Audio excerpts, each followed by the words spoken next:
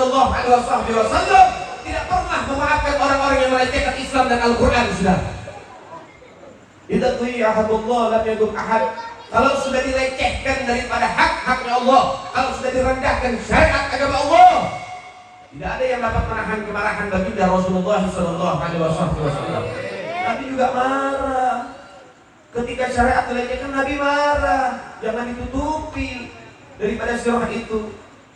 Betul itu hak Nabi, Nabi memaafkan musuh-musuhnya, iya betul. Tapi adapun sekalipun Nabi memaafkan saudara, sahabat gak ada yang memaafkan orang-orang yang merendahkan Nabi.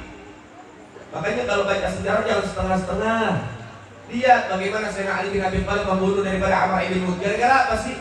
Gara-gara Amr ibn Wud di dalam perang Khandaq melecehkan Nabi, merendahkan Nabi. Gak terima Sayyidina Ali yang usianya masih 23-25 tahun saudara, dibelah dua tubuhnya Amr ibn Wud. Abdullah bin Quraisy memenggal dan menebas kepalanya daripada Khalid bin Sufyan. Gara-gara apa? Karena Khalid bin Sufyan merendahkan Rasulullah.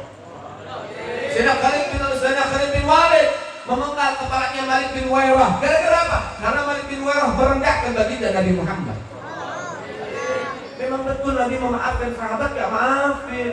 Maka jangan dijadikan dalil ketika ada yang menghina Nabi, udah maafkan. Kan Nabi mengajarkan saling memaafkan. Bentar dulu. Kenapa sih banyak penista? Kenapa banyak orang yang menjelekkan Nabi? Kenapa banyak orang yang merendahkan Al-Quran dan Islam? Satu jawabannya, karena kita tidak mau berdiri untuk memberikan daripada dakwah, memberikan daripada perlawanan. Ketika Nabi direndahkan, kita nggak mau ambil sikap. Karena kita banyak diam.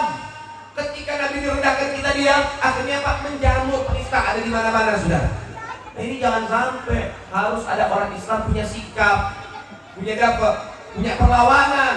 Jangan mau Nabi ini direndahkan. Kita tak pernah merendahkan agama yang lain, jangan merendahkan agama yang sedang kita jalani dan yakini. Saudara yang dimuliakan oleh Allah Subhanahu wa Ta'ala, begitu hebat kita punya Nabi, begitu mulia. Perjuangan kita mati-matian. Masa hidup Nabi perjuangin kita. Ketika Nabi mau meninggal, yang dicari umatnya. Ketika nanti di hari kiamat, di Sirat, yang dinanti umatnya. Di mizan, yang dinanti umatnya. Di mana-mana Nabi menanti umatnya. Untuk apa? Memberikan syafaat. Sampai-sampai para anbiya Bani Israel, nabi-nabi terdahulu, itu gak ada yang kuat sama umatnya. Sehingga mereka minta sama Allah, ya Rabb, tolong binasakan semua umatku. Nabi Nuh, doa 1000 tahun dakwah cuma 80 orang yang ikut. Doa, ya Rabb, binasakan umatku. Dikirim banjir bandang, mati semua umatku. Kaumnya Nabi Lut, kaum Ad, minta sama Allah, ya Rabb, kata Nabi Lut, tolong binasakan kaumku ini. Ini kaumku ini LGBT, gak pernah paham, dikasih tahu nasihat gak didengerin, dibinasakan oleh Allah kaum Ad dengan dikirimkan hujan batu.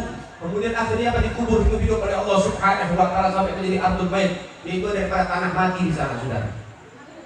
Semua para nabi-nabi Bani Israel gak ada yang kuat sama umatnya kecuali Sayyidina Muhammad. Lemparin batu di Taif, berdarah pelepisnya, pecah giginya. Apa yang Nabi doakan? Allah mahdi qaumin fa innahum la ya'lamun. Ya Rabb, mudah-mudahan ini orang dapat hidayah.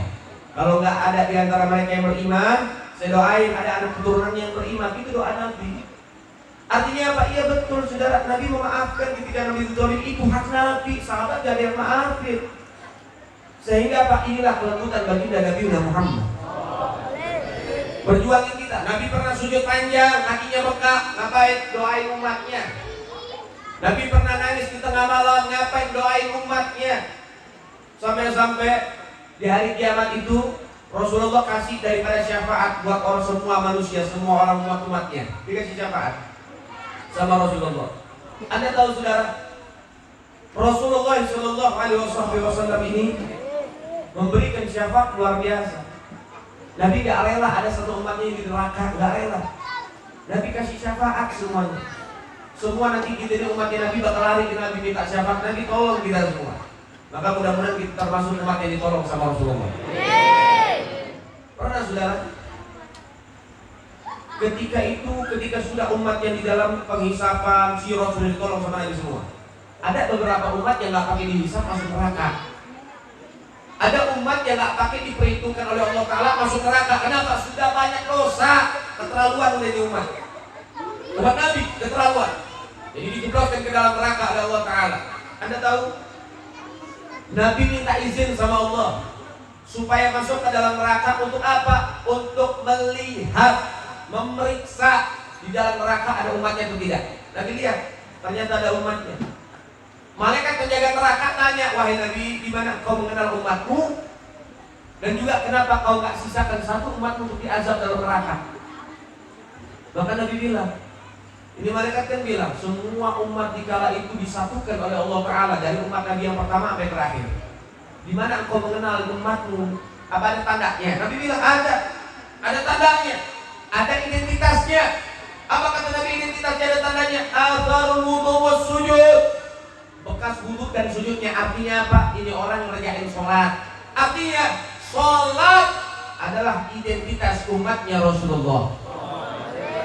Jadi jangan ngaku umat Nabi walaupun Anda bersyahadah, Anda Islam, tapi kalau Anda tidak mengerjakan sholat, Anda bukan umat Nabi. Karena identitas umat Nabi itu sholat. Identitas orang yang Islam itu sholat.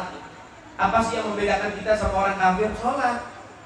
Sehingga itu adalah identitas seorang muslim. Kemudian ketika Nabi ditanya, apa nggak disisain satu? Apa jawab Nabi? Wallahi la ardu wa ummati binnar. Demi Allah saya nggak ridho satu umatku ada di dalam neraka, saya nggak pernah ridho. Dikeluarin satu-satu sama Rasulullah. Dikeluarin. Sampai apa? Allah Ta'ala memanjakan Rasulullah sampai Allah mengatakan apa? Wala sawfa yu'tika rabbuka. Dan Tuhanmu memberikan kepadamu sampai kamu ridho, sampai kamu puas. Dan yang termasuk diminta oleh Allah oleh Rasulullah memberikan syafaat kepada segenap umat-umat yang sedang disiksa. Nah, ini menjadi satu hal yang harus disampaikan di saat ini. Nabi bilang asal wudu. Bekas wudu artinya itu orang masih ngerjain sholat. Karena maksiatnya yang banyak, dia harus menjalankan dan siksa. Tapi dia mengerjakan sholat, setidaknya dia masih dapat pertolongan dari baginda Nabi Muhammad. Ketika Rasulullah mau meninggal, apa yang dipesankan? Yang dipesankan oleh Nabi, yang diwasiatkan oleh Nabi, as-sholah, kerjain sholat, jalanin sholat. Itu adalah perintah dan pesan serta wasiat terakhir baginda Nabi Muhammad. Karena Nabi tahu pada akhir zaman banyak yang tinggalin sholat, bahkan meremehkan sholat sudah. Nah, ini harus kita pahami baik-baik. Lihat Nabi mengatakan awal ma yuhasibul abdu yaumil qiyamah as-shalah, yang pertama kali akan dipertanyakan oleh Allah pada hari kiamat apa? Sholat.